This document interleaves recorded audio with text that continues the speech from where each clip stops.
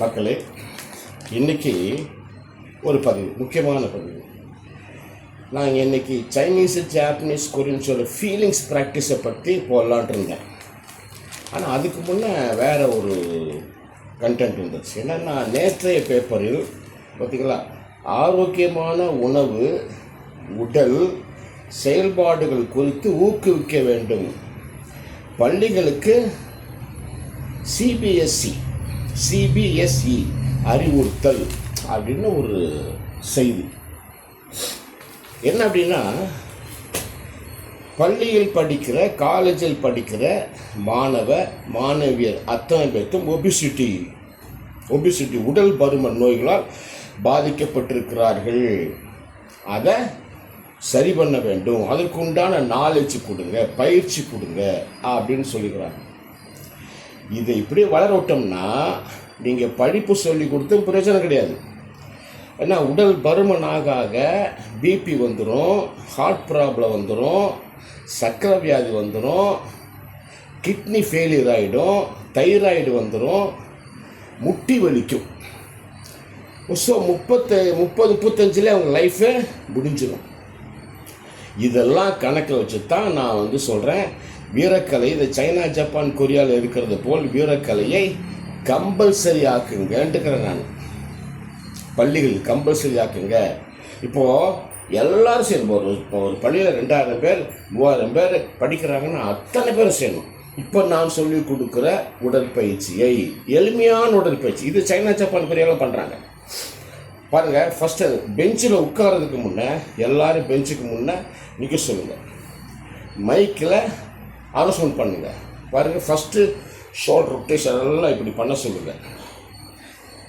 நல்லா ஒரு 10 வாட்டி பண்ண சொல்லுங்கள்.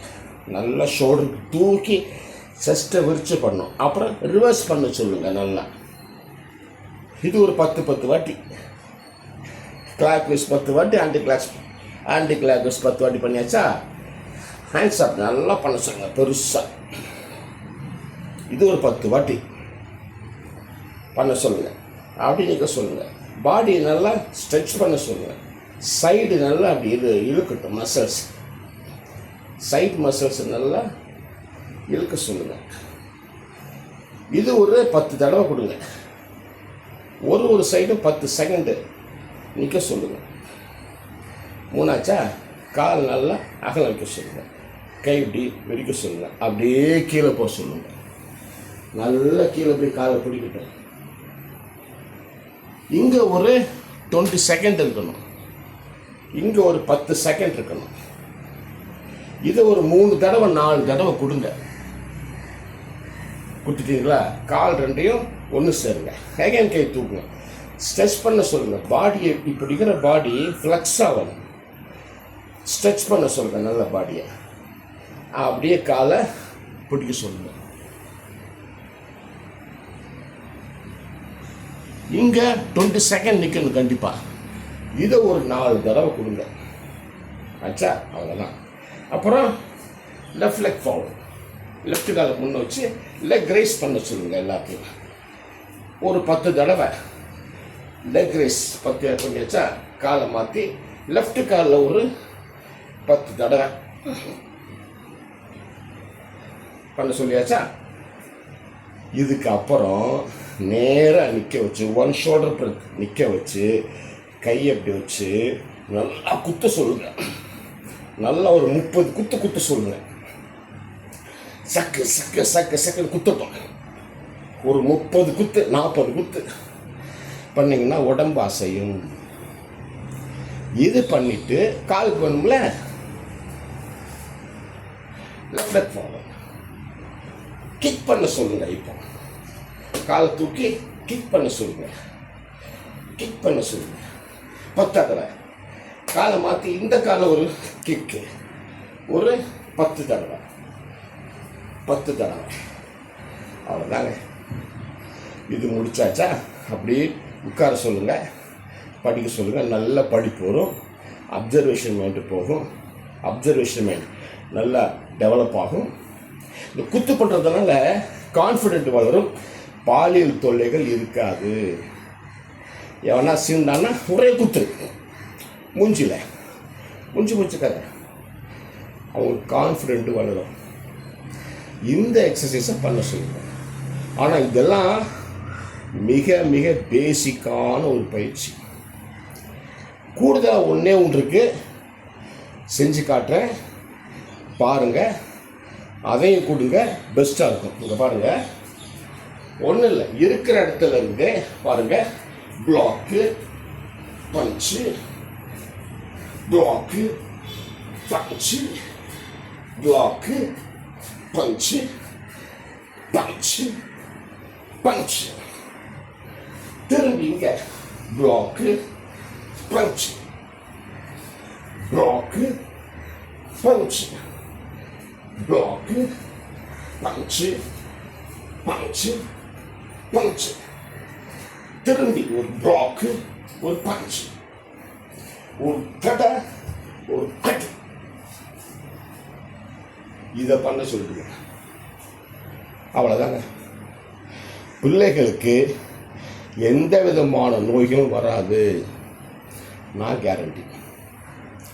இதை பண்ண சொல்லுங்கள்.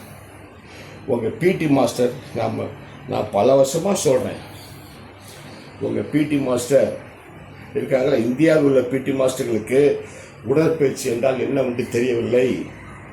அதை ஒழுங்காக கற்றுக்க சொல்லுங்கள். அப்புறம் இந்த கராத்தே கிளாஸ், சிலம்ப கிளாஸ் எடுக்க வராங்கள, அவங்களையும் செக் பண்ணுங்கள்.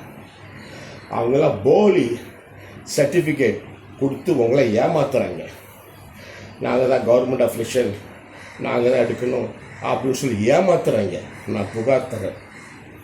அதனால் இதெல்லாம் கவனம் பண்ணி பண்ணுங்கள். இந்த பயிற்சி நீங்கள் கொடுத்தீங்கன்னா பிள்ளைங்களுக்கு எந்த பிரச்சனையும் வராது. இது பாடம் சொல்லிக் கொடுப்பது மட்டும் உங்கள் கடமை இல்லை, ஆரோக்கியமான உடற்பயிற்சி கற்றுக் கொடுப்பது டீச்சர்களோட, பெற்றோர்களோட கடமை.